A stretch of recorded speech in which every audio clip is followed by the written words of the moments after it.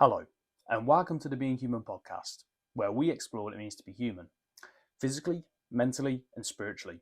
We upload an episode of this podcast every single week, so whether you're new here or especially if you're returning and you have not yet, make sure to hit that subscribe button. You do not want to miss any of these episodes.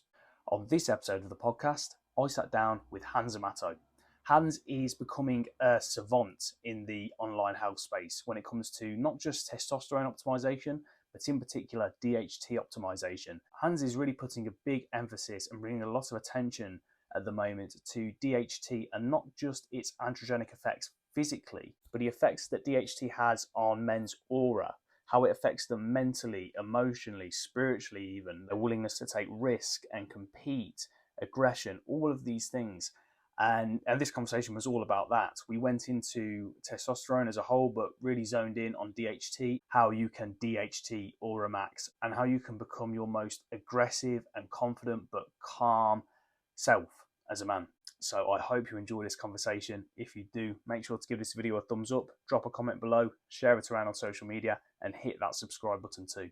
If you're listening on Spotify or Apple Podcasts, make sure to hit that follow button and rate the show 5 stars. Thank you for watching, thank you for listening, and thank you for supporting Being Human.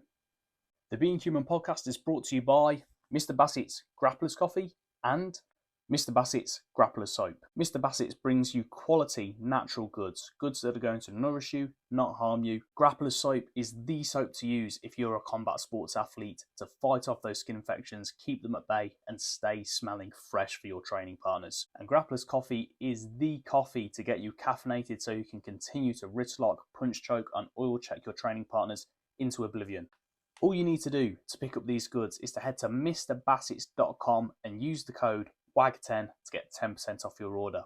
That's mrbassets.com, WAG, all caps, 10 to get 10% off your order.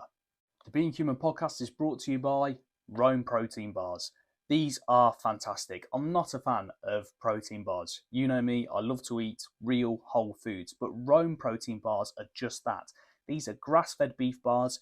They're completely natural. They're not full of a load of garbage that other protein bars are. These have really been a game changer for me, helping me fuel post-workout, pre-workout in a quick, easy and efficient manner without compromising on the quality of the foods that I eat. I take these with me everywhere I go. I love to snack on a couple straight after a workout. The protein that you get per bar for the calories that are in them is pretty insane. You're looking at less than 150 calories in a bar and 17, 18 plus grams of protein. So they're fantastic when you're looking to stay lean, make weight if you're a weight cut athlete. My favourite flavours are these smoky paprika, almond and cranberry bars, and the apricot and crunchy hazelnut flavour too. To pick up some bars for yourself, all you need to do is to head to roamfood.com and use the code Aaron10 to get 10% off your order. That's roamfood, ROAM food.com, and use the code Aaron, ARUN, all caps, 10 to get 10% off your order. And now presenting Being Human with Hans Amato. So something actually that would be really interesting for me, Hans, starting off, is to learn how, why, and when you got into testosterone optimization. What was the catalyst for everything you do now? So I was always interested in bodybuilding, but funny enough, like I didn't know about testosterone really until I was like 21. It's like I didn't even know like a man could modulate his hormone levels. And so then I started working at my family business and they had a supplement category. So I started researching about supplements for them. And that's when I found out I like research. One of their supplements was a male optimization supplement, just for like overall male health. And then I started learning, oh, there's something like testosterone, something like DHT. Back then I didn't understand the importance of DHT. I didn't understand anything, but that's when I realized like, oh man, we have something called testosterone that you can optimize. And the higher your testosterone, it's like more muscle, less fat, more confidence, like everything that I think a man would want. It's like, I can get that from testosterone. It was like, all right, I just became obsessed with it. And that's kind of like how I got interested. That was just about 10 years ago. And I just like nonstop researched about it since then. Okay, cool. What I'd like us to really start off with is an overview of testosterone and its main derivatives. I think a lot of people listening to this conversation, they'll obviously be familiar with testosterone. I think a lot of people will be familiar with DHT, LH, SHBG, all of these derivatives of it, but not really know what they are, what they mean, what they do. So if you could take us through those, please. The main testosterone and the main derivatives, what exactly are these things, and what do they, what are the practical effects they have on our health day to day? All right, so just from starting from the top, you have the brain, and there's two centers, the hypothalamus and the pituitary. It starts basically in hypothalamus, which releases GnRH, which signals the pituitary to release luteinizing hormone. That goes into your bloodstream, goes to the testes, stimulate the Leydig cells to start producing testosterone. Obviously, the first step is cholesterol is converted into pregnenolone, and then there's multiple steps all the way into testosterone. Testosterone goes back into the blood and then circulates wherever it needs to go and act on the body. So that's one of our main androgens. And then testosterone can be converted into estrogen and also in DHT, all of which have their own unique effects. But before testosterone, you have androstenedione, which is a weaker steroid. It's actually a pro-hormone that you can buy similar to DHA, but it's very bad at increasing testosterone. So testosterone and androstenedione can interconvert. One is a reduced process, the other one is an oxidizing process. All right, so I want to go too complex, but estrogen, as we know, is more like the female hormone, which has the feminizing effects. DHT is the masculine hormone, which has more of the, grow your dong, get a bigger beard, all of the masculizing effects that you want. Testosterone can convert to estrogen, as I mentioned. DHT cannot. It's like, it's just the most pure alpha hormone that you can get. So that's kind of like the broad overview of the testicular axis. Then you also have the adrenal axis. Most people would think about it's just creating your cortisol, but it's also creating a weaker androgen called DHEA. And DHEA can convert into 5-alpha reduced steroids like androsterone, which also has its own neurological benefits like staying calm, boosting libido, and so on. So you basically have these two pools from the testes and from the adrenals feeding into the overall androgen pool. So there's a lot of steroids involved. And that's why I almost never look just at testosterone, but that's kind of like the broad overview. Okay. So obviously, like they each do slightly. DHT is one that's really interesting to me. Like you said, this is like the masculine hormone, the masculine hormone of masculine hormones. If you just go into it a bit, please. Starting from like the high level, like what does DHT actually stand for, and then how is it produced? What are the effects of it, and then we can start going into specifics such as does it cause hair loss? How can we increase it? That kind of thing. All right. So as I mentioned, your DHT is created from testosterone, but it's also created from DHEA with the help of the enzyme called 5-alpha reductase. The cofactor for that is NADPH. And I want to point that out because we're going to probably address the cofactor multiple times in this podcast. So it's important to understand that. It's a reduced process. I think everyone knows about NAD, and then you have NADH, and you have NADPH, because it contains that additional hydrogen molecule. Those reduced molecules are what is necessary for the conversion of testosterone to DHT or testosterone to estrogen, right? It's a reductive process.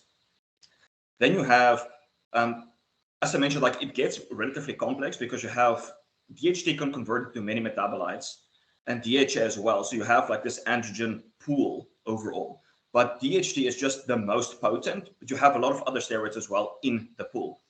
DHT has the strongest affinity for SSBG. So SSBG binds very powerfully to it. So if you boost your DHT, you'll end up with more free testosterone, just one of the benefits. DHT has a longer half-life than testosterone, binds stronger to the androgen receptor. It binds longer to the androgen receptor. Because it's molecularly different than testosterone, it has unique benefits. If you look at the molecular structure of steroids like pregnenolone, DHEA, testosterone, DHT, they're all more or less the same. Even estradiol is quite similar to testosterone, but the effect is very different. Can you give me a second? Sorry, man. Sorry.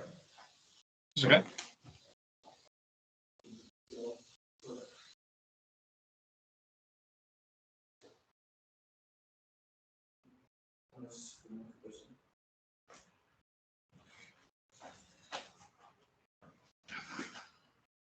Sorry about that. I was concerned my pressure cooker was going to explode.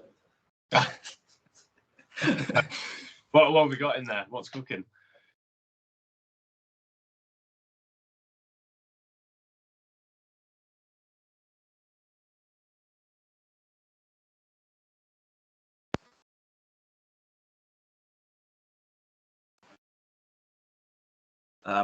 Because I'm in a fat loss phase and I have a little bit more beans just to drop the calories. So that's basically what I have in there.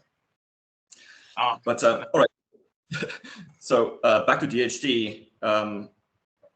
So yeah, I was talking about like structural differences, and based on the structural differences, it binds differently to the androgen receptor, has unique benefits. Like DHEA doesn't have the same benefits as testosterone, or they have unique benefits in themselves because they are structurally different. So if people want to deny that DHT has unique benefits that testosterone doesn't have, is silly because it's structurally different. And like every other steroid is different because they're structurally different. So it's silly to deny that for DHT. So DHT has unique benefits, like especially on the mood and sexual benefits, right? It uniquely modulates dopamine release. It promotes glucose uptake into muscles and brain. It affects the glutamate system, which is involved in focus, memory, and mood as well, creating that alertness, which then can also affect the endocannabinoid system, which is also involved in like bliss and feeling more like calm and happy, which people do report when they boost their DHT or simply use DHT. So there are unique benefits to DHT, but I feel like it is heavily understudied because you want to do a study where you use testosterone and finasteride and then just testosterone or just DHT, and then to see like what is specifically the unique benefits of DHT. And I feel that is understudied. It's kind of like people are saying like finasteride only inhibits 5-alpha reductase, whereas we know drugs has multitude of different effects. So I feel like when people say finasteride helps with hair loss because it blocks DHT, it's like, we don't know because it's very understudied in all of the effects that it has. But anyway, back to DHT. Did I answer all of your questions on that? Like, it's just like a unique, powerful hormone that we want to maximize. Yeah, no, you definitely did. Like I said, it's very nuanced and there's lots we can go into in relation to it. Not to jump off topic, but one thought I did have when you were talking about estrogen, you said testosterone can be converted to estrogen, but DHT can't be converted to estrogen. Was that right? Yes, that is correct, yes. Okay. Just on that's really interesting. Just on that trail of thought with estrogen, like you said, we think of that as the feminine hormone or the female hormone compared to the DHT on the other side as the masculine male hormone. With estrogen, you can take it too low, right? Well, how do people know what the right amount of estrogen is for them? Obviously, it's going to include blood tests and how they feel. But is there like a rule of thumb as to how low your estrogen should be in ratio to your testosterone, or even in ratio to your DHT? I ideally do not want to see someone below 20. That's what I usually say. Like you rarely see people under 20 unless they use like a aromatase inhibitor or something like that. But even if someone is under 20, it doesn't mean they're going to get side effects. Like there are studies where they supplement men with topical DHT, completely crushes all of their hormones, including estrogen. They don't get any side effects. There's no reports of like achy joints or estrogen deficiency. The only thing that you really see is that they might experience a drop in libido, but their sexual function is just on par. Like there's nothing wrong with it. So I think there's a lot of debate if like how important estrogen is and how high it should be because it's in relation to all of the other hormones. And I didn't mention this, but DHT can convert into different metabolites that also work on some of the estrogen receptors, specifically the beta one. So there are some people that's experimenting with injecting DHT, obviously taking it much higher than you would naturally. And they can end up with some estrogenic side effects because it's excessively being converted in that estrogenic metabolite, right? So I think in that case, you can have DHT substituting for estrogen to a degree, but then you also have the difference between the estrogen receptor alpha and the beta. So very often in cancer, you would see an imbalancement between those receptors. So the alpha one is more going to be promoting cancer and whatnot, and the beta one is going to be anti-cancer. And many compounds actually help to switch that ratio where it increases the estrogen beta receptor, but decreases the alpha one without changing estradiol levels, for example, and that has anti-cancer benefits. So a lot of people have different expressions of the estrogen receptor, different ratios between those two. then you have over 16 metabolites or different estrogens in the body. So like this gets very complex, as like how high should one of that 16 metabolites be is, in my opinion, a reductionistic way of viewing it. Like it's ultimately like, what is your symptoms? Do you have symptoms? Because some people might get achy joints at estrogen of 20. I've never experienced achy joints. And then you can supplement something like vitamin D and it helps to get rid of it like this, while not having estrogenic effects, right? So it's never just, in my opinion, estrogen deficiency. That could be other reasons for why you are actually getting those side effects when estrogen goes too low. Okay. Let's go in on the hair loss points, because I think this is something that kind of people that aren't even into health at all, that have no real interest in endocrinology, guys I know, they will be aware of, oh yeah, there's this molecule, there's this hormone called DHT, and people with high DHT are the ones that we're seeing going bald in their early 20s, late 20s, early 30s. It's something quite a lot of people are familiar with. Is this true? Does DHT cause hair loss? Is it more a correlation and causation thing? What's the deal with it? Do we know? All right, so it is involved. That's why finasteride works or helps for some people, but it doesn't cause it. There's other reasons why. And as far as I know, from all of the research I've done, it's not been established why 5-alpha reductase becomes upregulated, or why DHT accumulates in the scalp, or why the androgen receptor is upregulated. It's not in the whole scalp. It's literally just at the frontal or like the top part. It's like no one can really explain that. There's theories as to why it is. My theory is that, coming back to NADPH, is that NADPH drops too low, so your DHT can't be metabolized into a weaker metabolite, right? So DHT starts to accumulate because it's not deactivated. Then you have the tension theory, right? So the volume of the scalp shrinks because of the tension, and just because of the surface area changes, you see automatically an increase in DHT. So literally 5-alpha reductase can be the same as someone that's not balding, but because of the surface area changing, you have more DHT. And then DHT is also not as soluble as testosterone. So if you have a blood flow issue, it's not cleared fast enough, so it can also accumulate. So it's not always just because 5-alpha reductase becomes upregulated, because like this is the thing, like they cannot actually test 5-alpha reductase in the scalp. They test your DHT. So it's not been established that 5-alpha reductase is upregulated. It's only that DHT is higher in the scalp in some people that are balding. It's not explained why. As I mentioned, there's a lot of theories. And it's like, okay, so now you use something like niacinamide or NMN or coenzyme Q10 or an antioxidant, and it actually normalizes your DHT and androgen receptor. So that would indicate like, okay, there's an underlying issue for why these hormonal issues are starting. And then in terms of finasteride, people would say, well, if DHT doesn't cause hair loss, why does finasteride work? Well, finasteride only stops hair loss. It doesn't help with the regrowth. So what happens is that the longer hair loss is happening, your follicles are shrinking until they shrink to a certain size, and they can't reverse that. Like finasteride can't reverse it once the hair follicle has shrunk to a certain size. So it doesn't reverse it. So if a hair follicle is shrinking to a certain size, and then you start using finasteride, if it's still rescuable, it can start to increase again. So now you see thicker hair, and people think like, I'm regrowing. Instead of actually, your hair is just looking thicker, and you're looking less bald, right? So finasteride doesn't regrow your hair. It just saves some of the follicles that can still be saved. But if the follicle's already too small, it's not going to help. But there's also evidence to suggest that DHT enhances hair regrowth, specifically on the scalp, not just on the beard. But it's also like, why is there this paradox? Why is it promoting hair growth in every other aspect, but only up here it's not doing that? There is some evidence to suggest that DHT promote the elongation of the hair shaft into a certain layer where there are stem cells and nutrients, right? So it does enhance follicular health. Like very often you will see this when someone is going through puberty, all of a sudden their hair is becoming thicker and denser. Like if you look at babies, they have very thin hair. Yeah, it's healthy. They're not getting hair loss, but they have thin hair. You go through puberty, androgen spiking, hair quality and thickness improve. Go on androgens, you see the same thing. But if someone has an underlying issue, you go on androgens, that could speed up hair loss. That is true. So I would say like there's a lot of things we don't know, but my conclusion is firm that DHT is not the cause of it. There's so many other underlying issues that's causing it. DHT is involved, but it's not causing it. So blocking it is not going to solve the root cause. Yeah. So that's why I would not focus on it. Okay, so maybe this is a good comparison, maybe it's not, but in my mind, it's almost like the cholesterol heart disease debate issue. Okay, like cholesterol, well, in my opinion, cholesterol doesn't cause heart disease.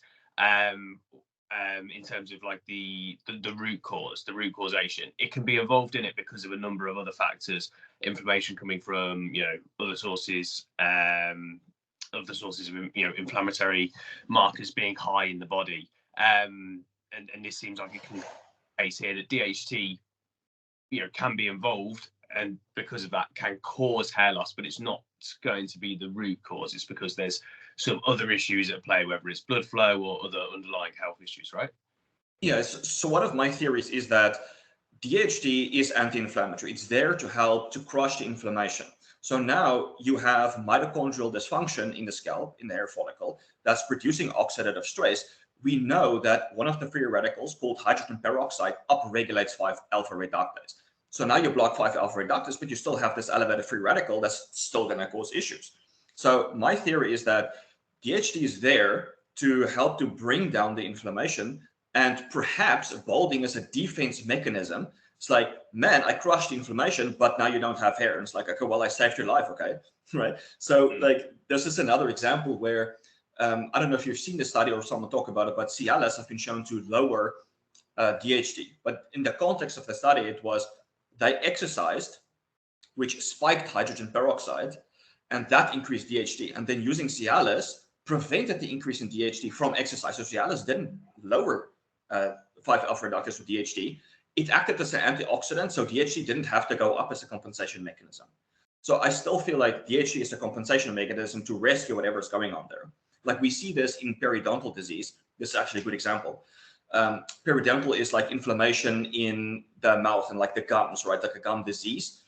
And when you block, this has actually been shown, finasteride. When you use finasteride, you can worsen periodontal disease and the inflammation because you are lowering DHT, which is anti-inflammatory, and it's getting rid of the oxidative stress in your mouth.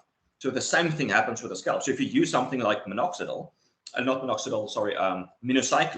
which is an antibiotic used for periodontal, it actually upregulates your 5-alpha reductase and it speeds up the recovery while also reducing the inflammation by, lowering the bacteria, lowering the toxins being produced by those bacteria and whatnot. So having like a black and white DHT is bad is silly. In my opinion, it's like a compensation mechanism. In that sense, it does seem to almost be like cholesterol in that sense, in that it's like unfairly branded as the culprit and the root cause of it, when really it's there to try and help the situation. Yeah. With finasteride, and we haven't mentioned dutasteride, but I'd be interested to go into those a bit more to understand them. In your mind, are finasteride and dutasteride kind of brothers and sisters? Do you put them in the same bracket, or is dutasteride something quite different? And how do they work? Are they, you said how they're not reversing the process, like it looks like people's hair's regrowing because they're merely stopping the hair loss, so people's hair's, it's allowed to grow more with the capabilities it has, but it's not actually reversing and regrowing the capabilities literally. But yeah, what's the mechanism? Are they blocking DHT? Because I feel like that's kind of what they're branded as, blocking DHT. What's the mechanism behind them? Yeah, so finasteride, there's 3 enzymes that create DHT. Like you have 5-alpha reductase step 1, 2, and 3. Finasteride blocks 1, dutasteride blocks 2 of them. So dutasteride is just so much stronger than it. There's also some evidence to suggest that finasteride is an androgen receptor antagonist as well. So it has a multitude of different anti-androgenic effects, which I don't think is a good idea. I wanted to mention one more thing. Why would anybody take that? Yeah. So I wanted to mention one more thing when it comes to DHT, right? So DHT being 10 times more stronger than testosterone, you can think about 2 pools of testosterone, of androgens, right? So when you this is let's say you have 1,000 nanogram per deciliter testosterone. If you have a 10-to-1 ratio to DHT, you have about 100 nanogram per deciliter DHT. So in comparison, the amounts is like 10-to-1, right? But in terms of potency, they're basically the same because they're 10 times stronger. So you have two gigantic pools of androgens that's working together. 1 + 1 = 2. So now you lower it, the DHT, you create a disproportionate reduction in the strength of androgen signaling because it's 10 times stronger. So if you have DHT, the effect of the androgens on half, it's 5 times less because the potency is so strong, right? So it's a disproportional decrease in androgen signaling when you lower your DHT because it's so powerful. Okay. And when we say 10 times stronger, kind of what do we mean by that on like the chemical level? Just the, yeah, if you just go into like the nuance of that a bit more, what do we mean by 10 times stronger? All right, so the reason it's 10 times stronger is because it binds stronger to the receptor. It binds for longer to the receptor. So the action that it does on the receptor is 10 times stronger because the binding is stronger and the duration of the binding is stronger. So that's why they say that. Okay. So like an accumulative effect is 10 times stronger.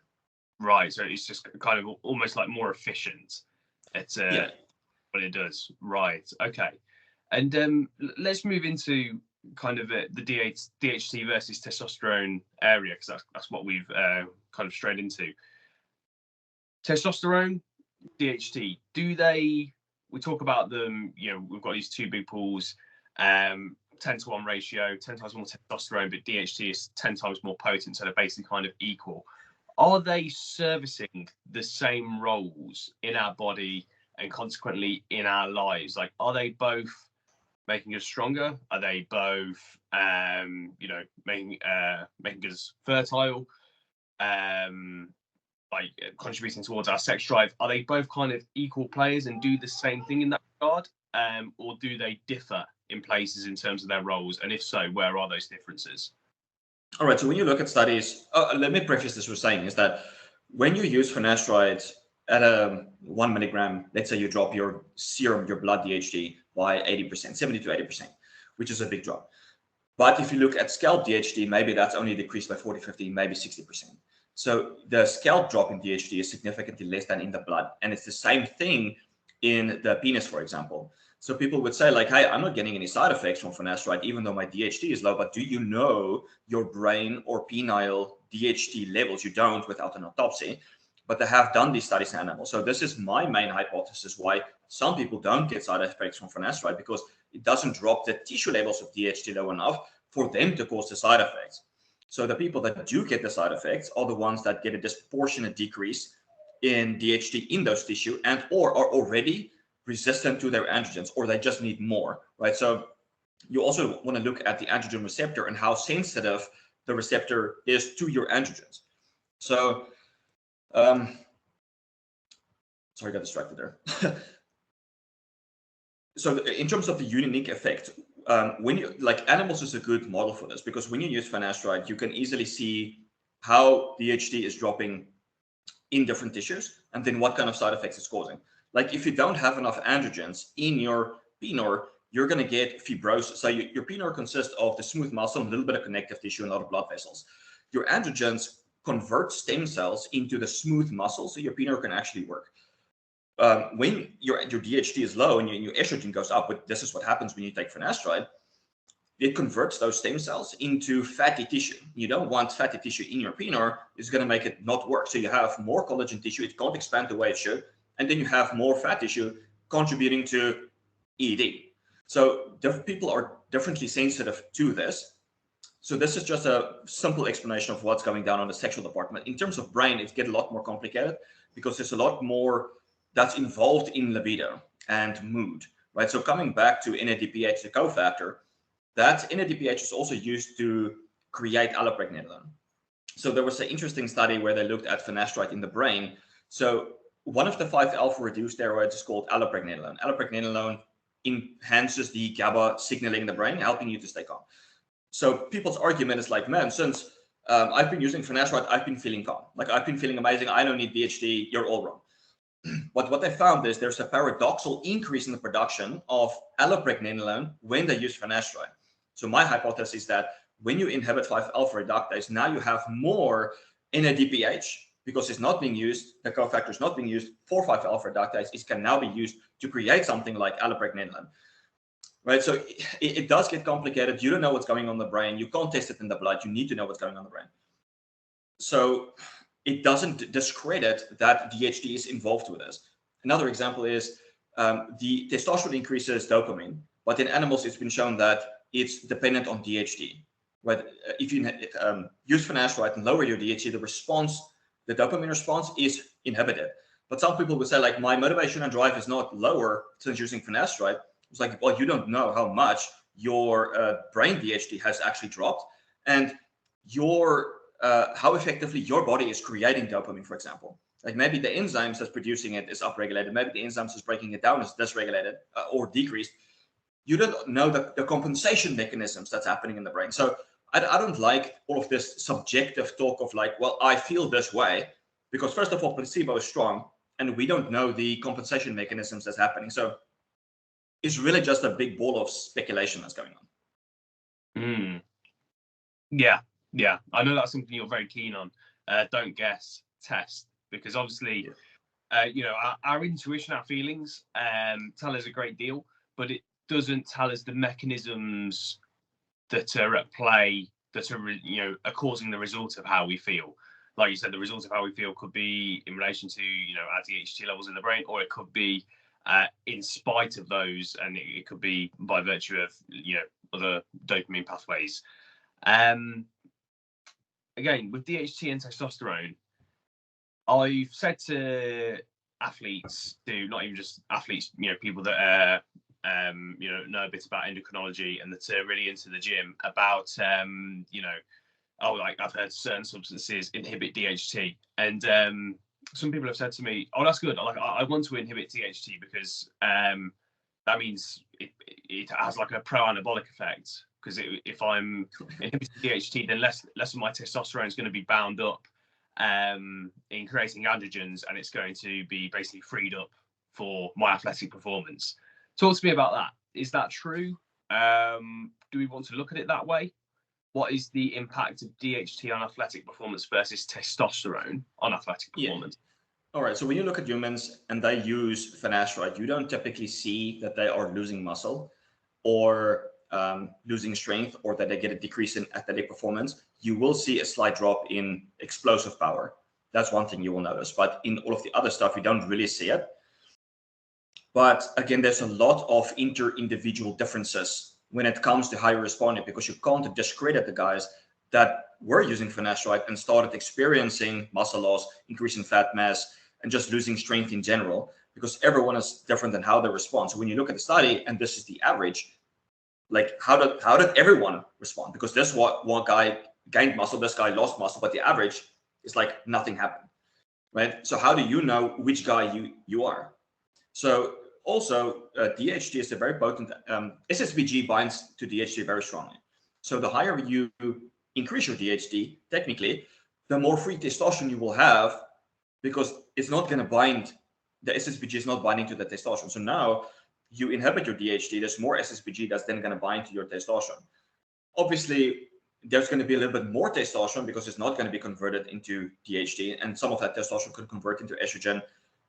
But again, like, I don't really like to talk about certainties in this, because everyone's going to respond differently. Someone is not going to get an increase in testosterone. Someone is. Someone is actually going to get a decrease in testosterone. Someone's going to get more estrogen. Like, there's so much variation. So this is why I would say, like, test, don't guess.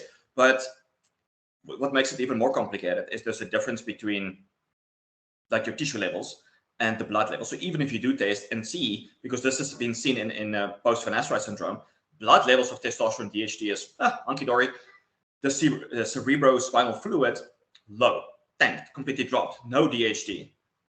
Obviously, it's not the direct marker of brain, but it's in the fluid of the spine going to the brain. So it's a proxy of it, which does make it more complicated. So in this case, it is important to look at your symptoms. Like, how do you feel? Obviously, you don't want to placebo yourself, but really, like, how do you feel?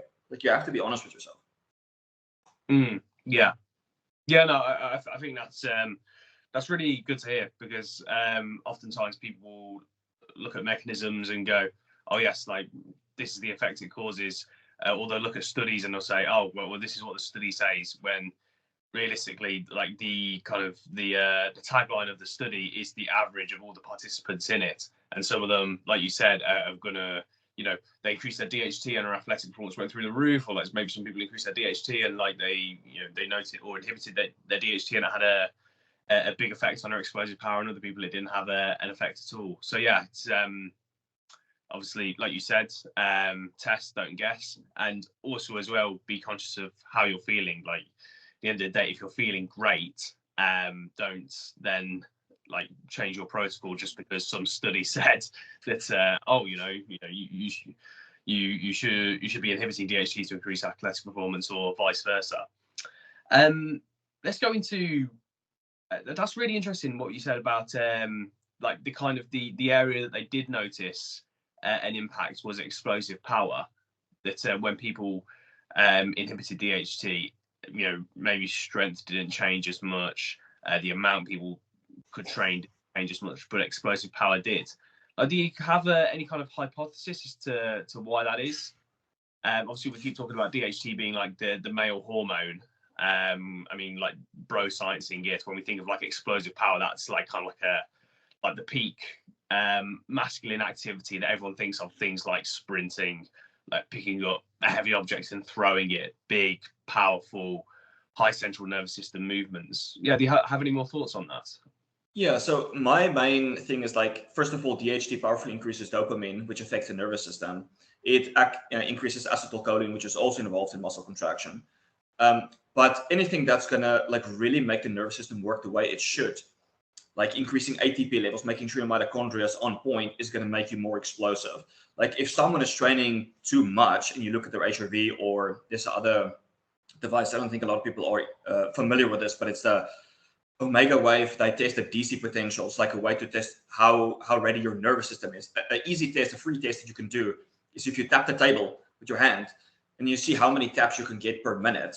So if you can get like over 100, that typically would show like your nervous system is good. And then the more fatigued you are, the less explosive you're going to be. Like, I don't know if you've ever experienced this, but let's say you're tired, you go to the gym, your regular bodybuilding session is fine. But then if you have to sprint or be explosive in proper position, it's not as good because your nervous system is not as primed to do that kind of work. So DHT really enhances the nervous system to work better. Like a lot of people have also told me that when they use finasteride, they feel like the mental sharpness and the creativity is not there the way it should be. That all relates back to the nervous system is not working the way it should. Like your androgens, testosterone, DHT, they enhance mitochondrial function. So the better the mitochondria is working, the better your energy is, the better your nervous system is going to work. And that's going to translate to that explosive behavior. And explosive behavior is not good in sports, but if your brain can be explosive, right, and creative, you can think of thoughts, you can take action because your brain is like high energy state and just do what you're supposed to do. Like that's going to take you further in life. Right? It's not just about the physical aspect there. Yeah, definitely. And we've kind of moved into something now that I wanted to talk about, which is DHT aura maxing.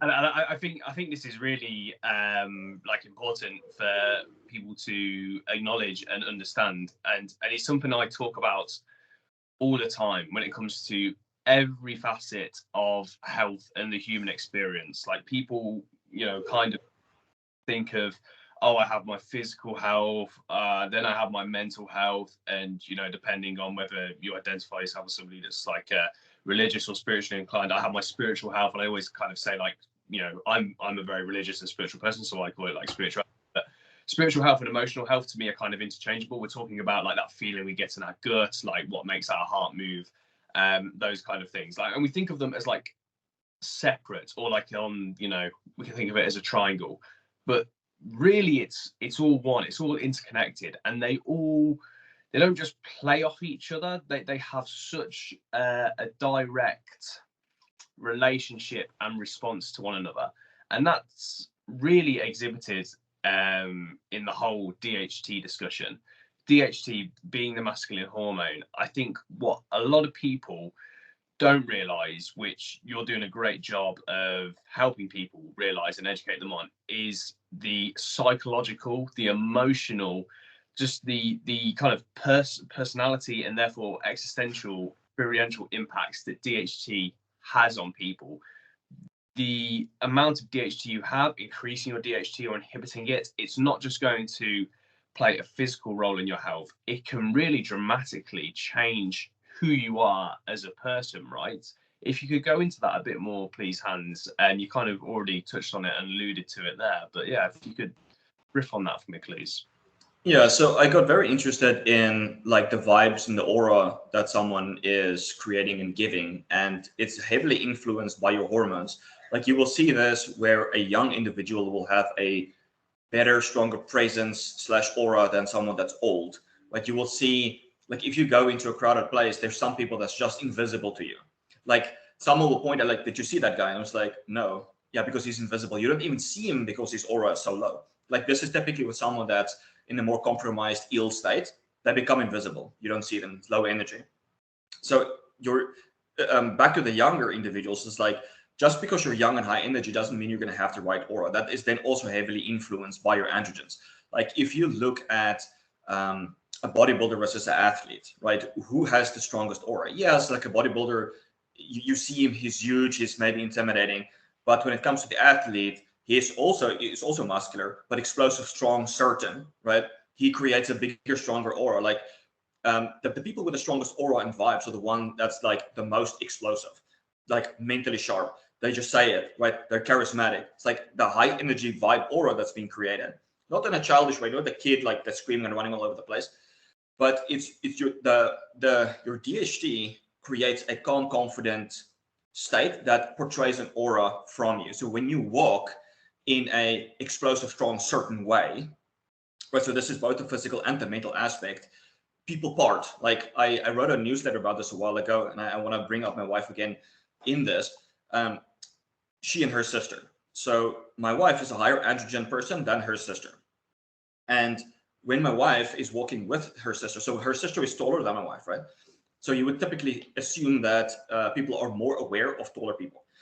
But given that my wife has higher androgens, better posture, just like stronger strides, she has a stronger presence in a crowded place. And people will notice. Like when you're walking in the mall, you're always like dodging people or whatnot. But when you have a strong aura, people already see you coming and they just move out of the way. That's one of the things that happen with the aura. You don't have to make eye contact. You just move in the direction you're going and people will notice and part. So that's what happens when Anya's walking the mall, when her sister's walking the mall, and she's taller. Like she has to be dodging people. People are bumping into her. Like she's more invisible because her aura is not as strong as Anya, who has higher androgens, right? And so for a female, obviously their hormones are very low, but even that difference for them can make a difference. So for men, it's the same thing. Like you've seen this many times before. Someone with a strong aura, people automatically just become aware of them. Like when they don't even have to say anything, right? You just walk into a room, the way you move creates your aura. So this is why I'm emphasizing for people is that you don't just want to optimize your DHT. Yes, that's going to help, but you also want to optimize your muscle strength and explosiveness and how the way you're moving, right? As people age, they become more and more dysfunctional. They can't sprint, they can't jump. You know, they're going to tear a hamstring or pull an Achilles or those kind of stuff. So for me, it's like you want to be physically capable because that's going to help to create the aura. And then the DHT is going to change your posture and the way you behave, right? If someone's walking towards you and you're like jittery and flinchy and like stuff, that creates an aura.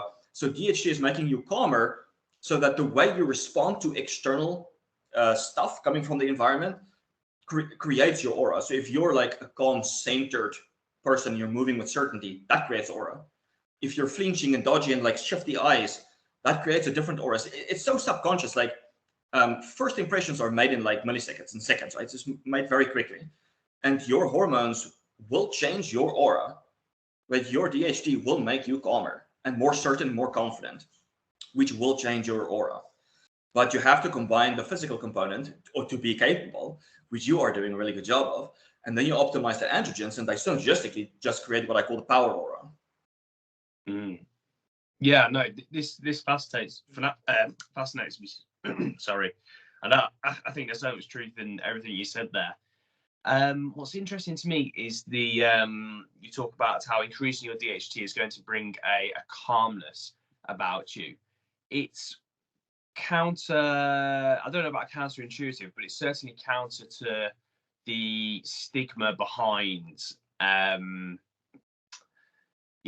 high androgens, having high DHT. Like we hear about roid rage. When people go on steroids, they get roid rage, and their anger increases. They become, kind of exponentially more aggressive. And like it's like we're going into something like really psychological here. It's really interesting, isn't it? I think like the toxic masculinity portrayal of a man is, to be a man is to be really aggressive and angry. You know what I mean? To have this like furious temper, and then to be able to enact, kind of whatever will you want to on a certain situation. That's manly. That's the toxic kind of masculine portrayal of it. But that's strayed from the what I would say is the reality, that to be a man is to be able to be aggressive, but to have control over that, to use like that underlying aggression, that underlying vibrancy and vitality, to give you a confidence to then be able to act in a calm, controlled manner. Talk to me about why, or whether this is your experience in what you've studied. Do people that increase DHT, increase testosterone, do you see big increases in their aggression, and in some cases in their anger and temper? If so, what would you put that down to, and how can they increase their DHT and testosterone to result in a calm, more confident version of themselves, rather than this like just uncontrollable, aggressive? Yeah. All right. So to the things that's involved with impulsiveness and aggression is estrogen, and then also the sympathetic nervous system, which can be classified as stress hormones. So just by increasing norepinephrine, you can become more aggressive. Something that Tribulus is doing. A lot of people report that when they use Tribulus, which increases norepinephrine because it contains beta carbolins, makes them more aggressive. Other DHT boosters like Dioscoria, which doesn't contain those beta carbolins, doesn't do that, despite increasing DHT. So estrogen and certain serotonin receptors, and then also your sympathetic nervous system, can predispose someone to being more aggressive. And then on the flip side, you have the parasympathetic nervous system, acetylcholine, GABA, that keeps someone calm. So we know that DHT can increase dopamine, but dopamine is not involved really in aggression. It's more there for motivation, drive, those kind of stuff that get you moving. But then dopamine can convert into norepinephrine. So depending on like how high someone's norepinephrine is, maybe that can change how they react. But then you also have the DHT that's converting to all of the GABAergic steroids. And it's like, if you start doing GABA maxing, tell me how freaking aggressive you are. You're not going to be freaking aggressive because you're chilled out. So you want to make sure you have that balance between the parasympathetic and the sympathetic nervous system, or GABA signaling versus the sympathetic nervous system. So what I've noticed is, since boosting my DHT, and I should also point out that it really depends on what DHT boosting compound you are using, because every single natural compound that boosts DHT is going to give you a different response, because it's a herb. Like, they have a multitude of different compounds in it. So, but what I've noticed from, okay, so let's say Butia superba, very good for boosting libido. I don't think it did anything for me mentally wise. Dioscoria was really good for enhancing. I feel like it had very like enhancing tissue levels of androgens, DHA and DHT, which helped with the gym performance, and then also helped me like just get a task done. Right? I sometimes get a little bit like check emails, do this, read a study, go on my forum, like a little bit all over the place. Versus Dioscoria, I was just like sit down, multitude of hours, just like crush, do the work. Right? So that was a different response. Androsterone, I feel, which I'm using right now at higher doses, in the past, it made me aggressive, like very, very snappy, but I was using low doses.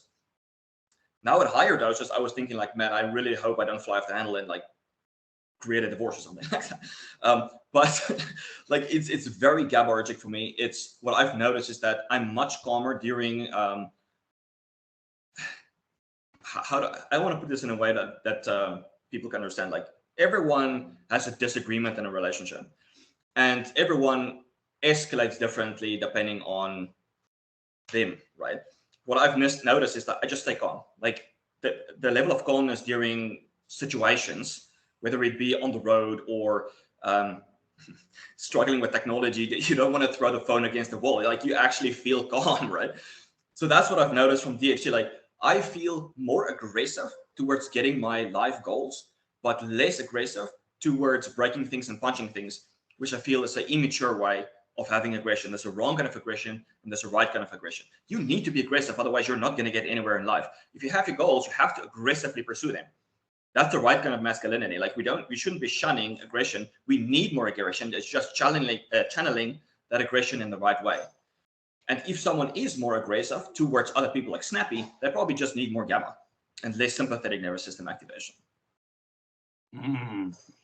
Okay, I'd like to ask you about GABA a bit more, because what you've just said there, I've drawn a conclusion, and I mean, really what I need to do is I need to get my bloods tested, because I haven't had my bloods tested in a number of years now, a good couple of years. But what I was going to say is, with me, it's such a difficult line to balance. I mean, I train every day, so I compete in jiu-jitsu and submission grappling. Obviously, like a very aggressive sport. I mean, like any athletic endeavor is, but like the purpose of the sport is to like basically enact harm on another person. It's a full contact combat sport. It's very aggressive, and that's what I like about it, because I'm a very aggressive person by nature. So it feeds that, and I get a lot of fulfillment out of that. I really feel, as as kind of cringy and cliche as it is, I really feel as though I'm embodying my masculine potential, something along those lines. It's it's why I love it. It's why I love not just training in the sport, but competing in it as well and getting to the highest level I possibly can. And it feels great, and I feel like I'm doing a great job of it. But then it's so hard for me to turn off that aggressive switch, to then come home and talk to my family in a calm manner, to not snap and fly off the handle. You brought up two great examples. Technology, if something goes wrong, like that, like the Wi-Fi only has to delay a second in like the smallest blackout spot when it comes to phone signal. And, I'm effing and blinding on the roads. Only one person has to cut me up before, I'm envisaging like dragging them out of the car and choking them unconscious on sight. Like, it's so difficult for me. And this is what I wanted to ask you, because it's like you're talking about maxing out your DHT. Like, it makes you calm and confident. I definitely feel confident. I definitely feel aggressive. The calmness is something which is a lot more difficult for me to come by and balance with that. And I was thinking, I wonder why that is, because, and again, I need to test, like, I don't know where my DHT levels are, but I imagine they are pretty high. Obviously, we're going to go into protocols as to what can increase your DHT, but to my understanding, I'm doing, the way I live, the way I eat. I do a lot of things to DHT max. So I was wondering, like, I wonder why, like, I don't have the calmness, the calming with it. And it sounds like maybe I don't have enough GABA. So talk to me a bit, please, Hans, about GABA. It sounds like I need more of this in my life. All right. So I would say, like, again, like, it's the balance between the sympathetic nervous system and the GABA signaling. So just increasing GABA by itself can help, but you also want to use something that maybe brings down the sympathetic nervous system.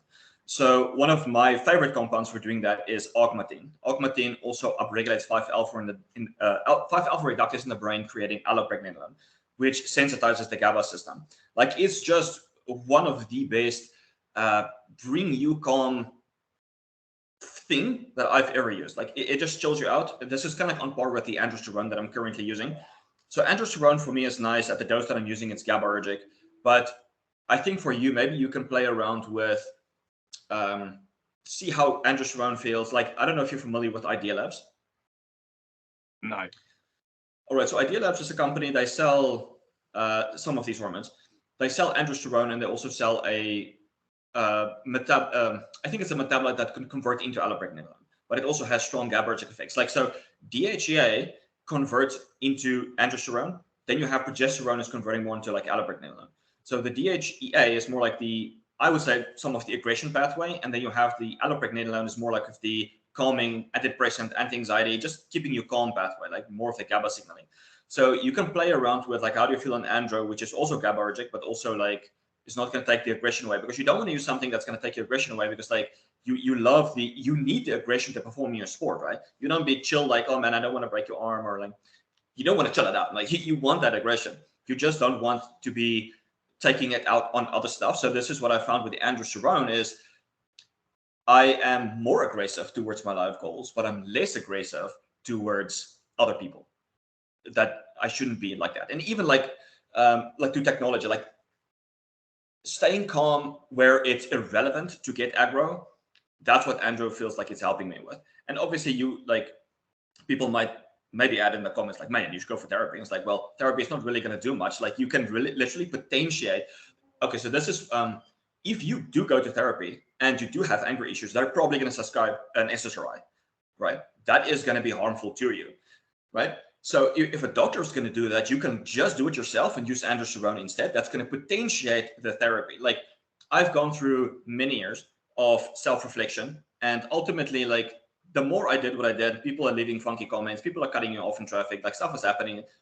You just start to feel like, man, I'm just not going to waste my energy on that kind of stuff. And yeah, sometimes you have days where you're like, hey, bro, man, you want to pull over? Like you still have those days, but like in general, you just feel calmer and like take that aggression to what really needs that aggression, not like everything. Yeah, no, that makes so much sense. I'm definitely going to look into that. Sorry, how am I spelling?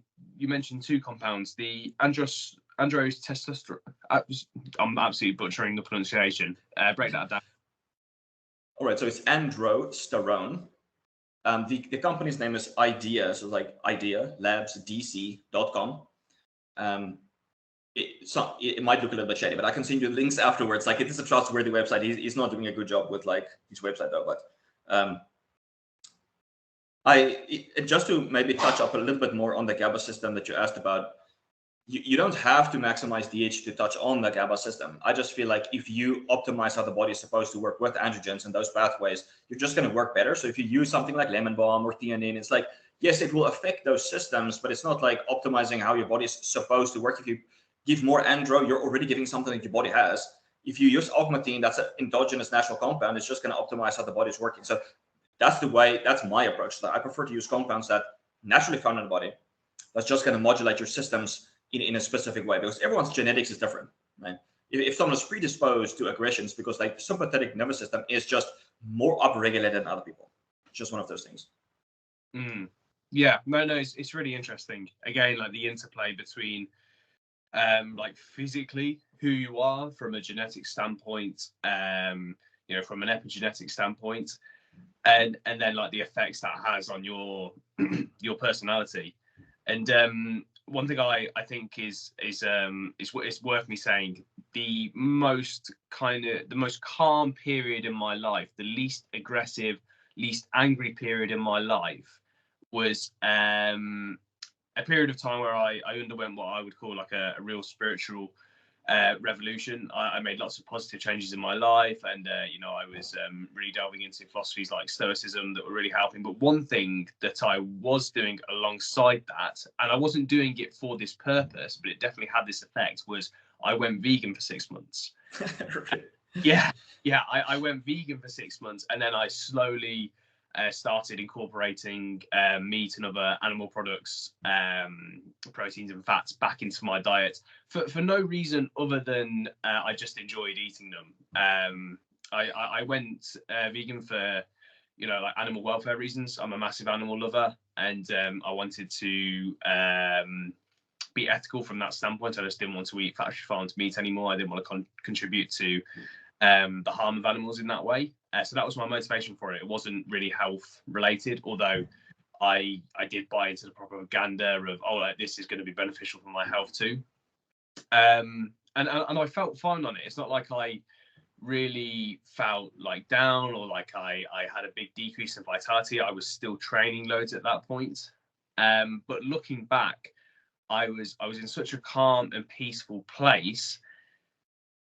But I was less aggressive, less angry. So like, there were positives to that, but like there were, if I played that out for a longer period of time, I think 6 months, I didn't really stay on it long enough for it to do long-term damage. If I'd stayed on it, I think I would have just basically done away with all of the traits that make me the man I am. I think over the long term, okay, like maybe I would have been like a calmer, less angry person. And, you know, from the outside looking in, people would have looked at me and said, "Oh, you've become a better person." But really, I've done that by taking away like the core components that makes me who I am. Like, I'm a really aggressive, ambitious person. That's another thing. Like, my ambition in terms of having great and lofty goals decreased in that period of time looking back, which again was what I needed at that portion of my life, because I was kind of, steering the ship from one direction to another. But if I'd stayed in that long term, it would have taken away my ambition long term, taken away my aggression to pursue my ambition. And it's not something that would have been beneficial for me. I like to think that the stars aligned and I did it at the right time to aid me in what I was doing. But it's really interesting to think about, because it did dramatically change my personality. And like you said, like, you can become calm, less aggressive, less angry, more peaceful, by maybe like dialing down your DHT. But that's not really the way you want to do it. You want to you want to increase your DHT, maximize your DHT, and ensure your parasympathetic nervous system is firing in the way that it needs to. Ensure you've got the correct GABA signaling, so you are your most potent, aggressive, ambitious self, and you're also calm, confident, able to be in control of that. Like, we're aiming for everything to be maxed out, so we're the most powerful version of ourselves, and so that we're attaining peace through that dimension, rather than just dampening everything, bringing everything down, so we're just kind of completely sterile and we don't have the capability to be this angry, bad person. Yeah. Okay, so this is excellent you touch on this, because we haven't really touched on serotonin. I think that's the main thing. What happened with your vegan phase is that when you look at the you have these large neutral amino acids, tyrosine, which creates dopamine, tryptophan, which creates serotonin, and you have the BCAAs that competes with them. So when you look at plant foods, they are generally higher in tryptophan compared to tyrosine. So ultimately, you'll end up with higher levels of serotonin.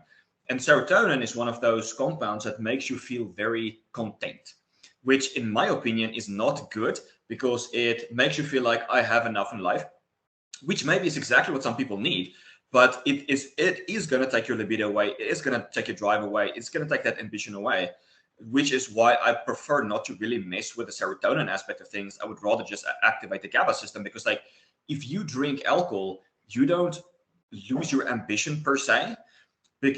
Alcohol is highly dopaminergic and GABAergic. If you take phenibut, for example, right, it's not going to take your ambition away. It's just going to make you feel calmer while you keep that ambition. So you still want to maximize your dopamine and GABA system, which is what's going to happen with the DHT pool, versus serotonin, which is just going to make you feel bliss, content, and not the direction I would assume me or you would want to go in. Yeah, definitely. I 100% agree. Like I said, it was what I needed for that portion in my life, because I kind of really needed to bring everything down before I could bring it back up. Like I said, I was kind of changing the career path I was going in life. I was going into corporate law, and then I realized I was going into it for the wrong reasons, and that's why I kind of changed trajectory to doing everything that I do now. So it was beneficial at the time. Like I said, long term, yeah, it would have just taken away my masculine essence. Again, it's like kind of cliche and cringy as that sounds, and it would have taken me away completely from who I was. And I think that's important, that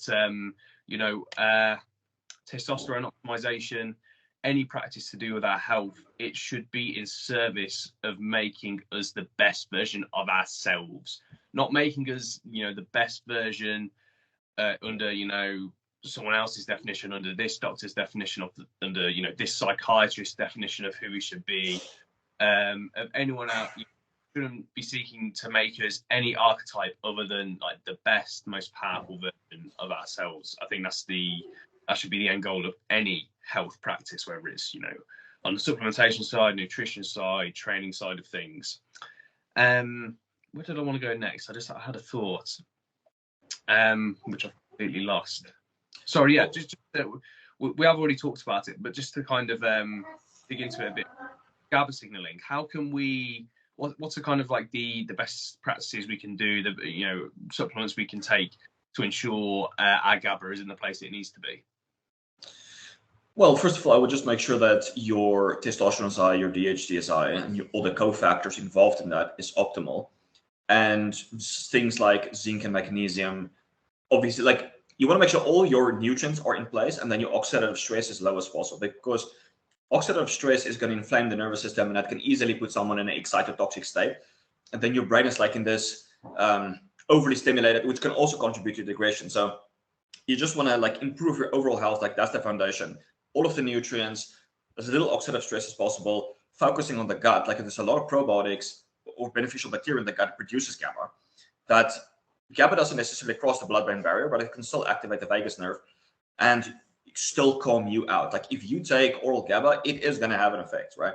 Or you can always go the glycine and taurine route, which works really well. Like taurine is a really good GABA agonist. Like if you want to stay calm, you want to sleep well, take some taurine, high dose, of course. Low dose is going to be more stimulating. Higher dose, like 5 grams plus, is going to be more sedating.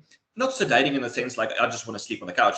It's like you just feel calmer. And then you can combine 5 grams of glycine with 5 grams of taurine. Glycine also being a 5-alpha reductase enhancer. So that's what I would go more of like the calm route. And then if you really want to go the calm route, you can always use like the some of these like androsterone, which is GABAergic compound, or like the allopregnanolone precursor. That's also GABAergic. You can play around with, see like how you respond to those. You like when it comes to the promoters of 5-alpha reductase, IGF-1 extremely important, so get that tested, and also your T3. T3 is one of the most powerful stimulators of 5-alpha reductase. So if you want to look at 2 promoters, it's those. Obviously, you want to make sure your inflammation is low. Most people have low T3, or they have a T3 resistance, so they need to optimize their whole thyroid axis and have more nutrients, just be more healthy. So that's what I focus on: nutrient density, keeping oxidative stress low, optimizing gut health, and then maybe supplementing like augmentin, glycine, taurine. Those would be like my go-to calming compounds. Let's talk about training. Let's really kind of go into the protocols when it comes to maximizing DHT and other hormones. When it comes to training, like we talk about sprinting, lifting heavy. These are the things that are going to increase testosterone, and ultra endurance, running marathons, those kind of things that are going to increase stress hormones and going to have a negative impact on testosterone and DHT. How much stock do you put into that? How much effect does the way somebody trains day to day, week to week, how much of an effect does that have on their DHT? Can somebody be training for a marathon, running marathons, and still have great DHT, great testosterone? It really depends on how they adapt to it, because you want to look at the overall state of how effective the body is working in terms of energy availability, how effective the mitochondria is working, and then their oxidative stress and inflammation. So the more intense the training phase is, and this could literally be a bodybuilding program as well, like in general, lifting weights is going to stimulate the release of testosterone and DHT more than running. But if you do that for too long, you're going to crush it because it's a stressor. This also comes down to someone's training status, right? Not like a beginner shouldn't be running a 5K. That's going to be very stressful. But as you adapt, you can enhance the distance. But there's also a cap as to how far you can run before that also becomes a stressor. Like if you run a marathon, it's very common for people to shit themselves because like it creates a bunch of oxidative stress and damage in the gut, which releases endotoxin and inflammatory mediators in the body, crushing your testosterone. So overdoing any kind of exercise is not a good thing. Anything that enhances your health and your mitochondrial function is going to enhance your testosterone long term. You don't want to look just at the acute spikes. So if you look at HIIT training and slow cardio, both of them has been shown to reduce inflammation, improve insulin sensitivity, enhance mitochondrial function, improve your hormones, if done in the right quantities that you can adapt to. And then when you look at people that train like maniacs, whether this be CrossFit or a long endurance, because they're training so much, all of their energy that they're consuming is going to recovery, not to testosterone production. So they almost all of them end up with low levels of testosterone. So I'm not for you should only be doing this or only that. I think a combination of both are really helpful, as long as they improve your cellular health, the overall health, and they don't harm you in the process. You don't want to be overdoing anything. Obviously, you have to train hard-ish to create an adaptation. Otherwise, you're also not going to adapt. Do you a lot of people, it's a big trend at the moment that I see people kind of like fitness coaches, health coaches saying you should lift really intensely 3 times a week, maybe do like one short sprinting session So that's 4 sessions a week. And then like the rest of the time, like your activity / exercise should just be walking basically. So like you should be having like 3 or 4 really intense sessions, and then like the rest of your life should be pretty chilled with just like some, you know, a good level, a moderate level of underlying baseline activity to keep you like nice, healthy and mobile. What do you think to that protocol? I like that. That's actually more or less the protocol that I'm doing as well. Not based on their advice. It's just something I came to playing around with my training. Like, where do I feel the most energized? Where do I feel like I'm recovering optimally? Because like every time I start pushing more into one direction, which you have to do if you want to be a pro athlete. Like there's some things that you have to accept. Like, man, if I'm going to be an elite athlete, I'm probably going to have to. There's going to be consequences to it, right? And if you want to be elite at anything. But it really comes down to what you can recover from, because some people can't even train 3 times a week. They can't even adapt from one training session, right? They lift once and they're smashed for a week. Because it really comes down to how healthy you are. So everyone has to figure out for themselves, like, how long can I train? How hard should I push in? Close to failure? How many sets? How long should I race? Like all of those kind of stuff. But in general, I like that approach where you're training 2 to 3 times a week, heavy weight. You want to get strong, build muscle. And then you can do a sport. Like I like doing whatever sport you want to do, right? It could be trampolining or surfing or whatnot, as long as you can recover from it. Because I feel like a sport like that, which is more environmentally enriching and rewarding, is much better than just jogging on the treadmill in the gym. Like how rewarding is that? It's not rewarding. Yeah. I like to think like my ideal future once I'm retired from athletic competition, I like to think I will be sensible and lift a few times a week, and then play tennis like or something a couple of times a week just for fun, like with my future wife or friends or whatever. That's probably not going to happen. I'm probably going to be like, out in the mountains running ultra marathon. Like I'm never going to be able to stop. But that's, you know, there's a version of me, a possible version of me where I see that ideal. And it's a nice thing to look at and aspire to, whether that happens or not. We talked about finasteride and dutasteride. Obviously, they're very different to other synthetic substances that we use to impact our hormone levels, TRT, other anabolic agents, steroids. What's your stance when it comes to those? I imagine like your stance is when it comes to like the average person whose testosterone and DHT is a bit low, like the answer is not to jump on to synthetic hormones, but to improve them naturally. What about when it comes to pro athletes? Obviously, you said like, you know, at the end of the day, if you want to be elite at anything, there's going to be consequences, there's going to be sacrifices. Like how for or against are you for people using steroids in a variety of different circumstances? All right, so there are 2 classes. You have the bioidentical and you have the synthetic steroids. The bioidentical ones is just testosterone, DHT, like the literally bioidentical DHT, which is more so hard to get. DHEA and pregnenolone, which doesn't really have performance enhancing benefits. So if you want to go for the performance effect, testosterone and DHT is going to be the one. Maybe some growth hormone, maybe some insulin, if that's from a bodybuilding perspective. They can also help with recovery. So. But then you get the synthetic stuff like Mastron, Dianabol, Trenbolone. Like I don't know, like there's so many synthetic steroids. And when a compound is synthetic, like the body doesn't really know what to do with it. Like yes, it might bind to the androgen receptor. Yes, it might have low toxicity profile, but it's not a natural compound that the body knows exactly what to do with. And they are more likely to cause issues, especially if abused in high doses, because the body can't metabolize it like a normal hormone. So this is why I prefer, like, I'm not against like using hormones at all. Like the bioidentical stuff, like testosterone, DHT, they can improve your health. Like if you look at TRT studies, they help with fat loss, improve insulin sensitivity, reduce inflammation, like lots of good stuff. But the problem comes in when people just do that and nothing else.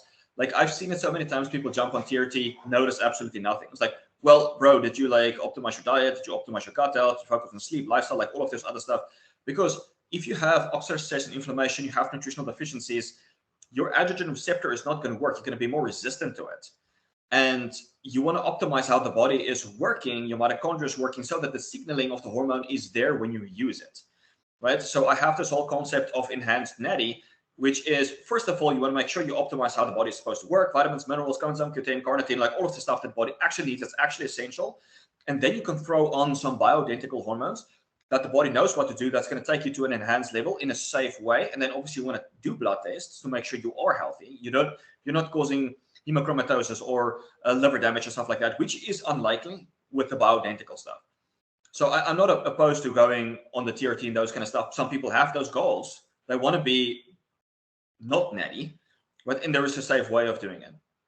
So you just want to make sure you are optimizing your health, and then you can use some compounds. You can do it at the same time. You don't have to be healthy first and then use it. Like, they can work synergistically together. But you have to do tests to make sure, like, we didn't touch on this, but even if you feel great, your labs could be a shit show, which has been once the case with me. I did a high dose Tonkatili experiment, 20 caps. It was insane, stupid looking back. My liver enzymes were elevated, cholesterol was elevated, iron, my ferritin was almost like 600, my testosterone was like 190. And I was feeling great. My IGF-1 was like, 80, which is the level of a freaking grandmother. But I was feeling fantastic. And it's like, okay, well, I'm so damn glad I did the test, right? You want to test, see where your hormones are at. Don't assume because you feel great, you are great. Because like 5 years down the road, maybe you get a heart attack. Like, even healthy people, it's like, oh, this came out of nowhere. Like, yeah, did you do test? No, you did. Okay. So do it. Yeah, just two or three questions to finish. I don't. Obviously, a lot of people take TRT, both athlete and non-athlete. DHT, I haven't really heard of anybody taking exogenous DHT before. How common is that? And are you aware of people seeing significant benefits when it comes to athletic performance in taking exogenous DHT? Because it's so niche, you only have really anecdotal reports at the moment. And it feels to me like it's only since last year that there's been a little bit of a rumble about DHT, the exogenous DHT. And like, it feels like 2025 is more the year of DHT, where it's becoming much more, more people are becoming aware of it, and not just boosting it with Protea, for example, but actually using topical DHT, or even much more rare, injecting DHT enanthate, right? So you have testosterone enanthate or testosterone cypionate, which is a fatty acid connected to your testosterone molecule. They do the same thing with DHT, but it's so rare, that's why no one is really using it. But topical DHT is becoming more widely available. But in terms of performance, I would say like it's just going to relate back to the nervous system. Like, you're going to notice faster recovery. You're going to feel more explosive and stronger in the gym, specifically in those 1 to 5 rep ranges where you need all of that creatine systems, the nervous system are firing. Maybe you will even notice that you can do more reps because the nervous system is not getting fatigued the more reps you do. So the volume you can do and the work capacity is also increasing because of the nervous system being in a better state. Say somebody, they're getting all the nutrients they need from their diet and nutrition's dialed in, they're sleeping great, training optimally, whatever that looks like for them. Do you have like a top 3 favorite supplements at the moment to increase DHT? I know that's like not a very nuanced question. You probably want to be more nuanced in your answer, but yeah, to kind of use that frame, are there 3 that are like really standing out for you? All right, so the first supplement is going to be tasting, which is not a supplement, but because very often people think they are consuming all of the nutrients, and when they do a test, like specifically an intracellular micronutrient test or organic acid test, you notice like, oh, well, there's some stuff going on. I'm actually deficient despite my diet supposedly being fine. But let's say all of those are fine. Then it really depends on what your goal is. Like, are you a fighter? Are you an endurance athlete? Are you a bodybuilding? Like, what specific is your goal? Do you want more libido? Do you want more focus? Because it depends on what your goal is. That's what I would recommend. So as I mentioned earlier, Protea was just fantastic for increasing libido, but I noticed the same thing with androsterone as well. Dioscoria wasn't so much libido boosting sexual department, but it was more so like the physical department and also just the ability to work. That's what I felt the most. Augmentine is just fantastic for keeping you calm. So do you have depression or anxiety? That's probably something I would recommend. So it really comes down to your goals, what specifically you want from it, before I would say like use this, right? So if you want more aggression, I would say like boost the sympathetic nervous system more. So low dose or androsterone might actually work, or maybe even something like low dose euhimbine, or Tribulus is going to be like a better example of that. So something stimulating, which is not even perhaps DHT related, because the stimulating component of Tribulus is not due to increasing DHT, it's because it's increasing norepinephrine. And as I mentioned, like all of these herbs and DHT boosting compounds will have different effects, even if they do all increase DHT. So it just comes down to the goals of the person. Yeah, no, that's great advice. To finish, Hans, thank you for everything you've shared. I mean, like, you've got just such a depth of knowledge when it comes to this. I could ask you questions all day. Something I've been asking a lot of guests recently as a closing question, because I think it's really interesting to hear. The world we live in today, if it's not designed like the way it works, it's attacking our health from every angle. It's never been more difficult to just simply be healthy and be happy. We go into all these protocols, but to try and give it, to an overarching manifesto, what message do you have for people today in this day and age who are looking to be healthy, are looking to take care of their health? What should they be looking to do? What can they do? Maybe this is not exactly what you're going for, but if I have to sum it up into the most effective, powerful things you can do is, first of all, don't obsess about things. Like, people get so down into rabbit holes. It's like you get so lost because you're following so many experts. Like, another advice is follow someone you want to look like. Like, don't follow weird ass biohackers because you think they're smart. Like, they are the result of what they're doing. And then it's like, some people can get away with just maximizing their diet. But very importantly, and I think this counts for really most people, is like, focus on your gut, optimize gut health, your digestion, and the microbes in there. Because you talked about the toxins, the plastics, the heavy metals, everything that we're exposed to.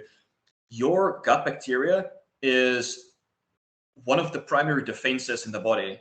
It's been shown that some probiotics help to enhance the detoxification of plastics and heavy metals and all of this kind of stuff. Optimize your digestion, enhance the absorption of nutrients, keep your inflammation low. Like, this is going long-winded, but there was a probiotic that they extracted from elite athletes, and it was a Lactobacillus plantarum, and they gave it to non-athletes, and automatically they start building more muscle and losing more fat and getting stronger, just because that probiotic was so powerful and that, like, it gave the athlete an edge. But it almost feels like probiotics are the new steroids. That's what we should be focusing on. So maximizing gut health, it's still like an evolving area, but so many people have gut issues. Focus on it. Like, your diet could be so perfect, but if you have gut issues, you have inflammation, you're absorbing nutrients, is not going to help. I think that's brilliant advice. Don't obsess over things too much. Follow somebody that you want to, look like or want to be like. Like, choose a specific mentor and prioritize gut health. Probiotics are the new steroids. That's brilliant. Excellent. And where can people go if they want to get in touch with you, follow you online, and just consume more of your content? All right, so I'm primarily on X. You can just search me at Hans Amato. You can find me there. And for everyone's interested in maximizing their DHT, I'm running a DHT transformation optimization program, start of every month on TestoTribe. So if you want to get that DHT power aura we spoke about, we do that on a monthly basis on TestoTribe. That's brilliant. Thank you, Hans. Thanks for having me, man.